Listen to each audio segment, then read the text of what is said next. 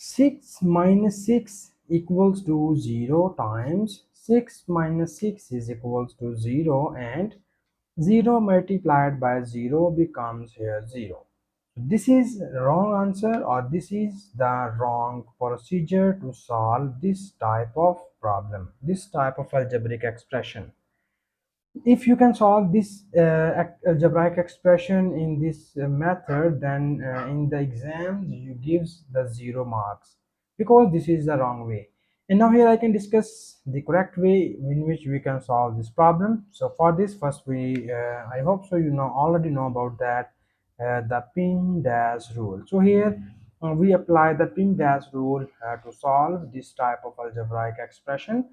And you know about that, here P stands for parentheses, E stands for exponents, M stands for multiplication, D stands for division, A stands for addition, and S stands for subtraction. So here we can just remember this order, or we can just use this order of operation from left side to right side. Okay. Also, you know about that, here we gives the equal priority to the multiply and division, and addition and subtraction. These are gives us the equal priority. If both of these two operations lies in any expression, you can solve any one of the operation which you want.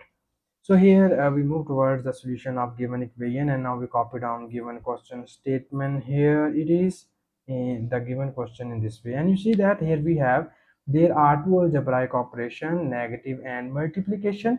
And if you can see here, we gives the first priority in multiplication and then subtraction. Okay, which means that first we need to solve the multiplication terms, and we have, this is 6 minus 6 times 6 becomes 36, and this is minus 6. And you see here, this minus here we solve the negative terms. Minus 36 minus 6 becomes minus 42, and when we subtract these two values, 6 minus 42 becomes here minus 36. So this is our final answer of this question, and thank you so much for watching this video. Please subscribe to my channel for more exciting videos.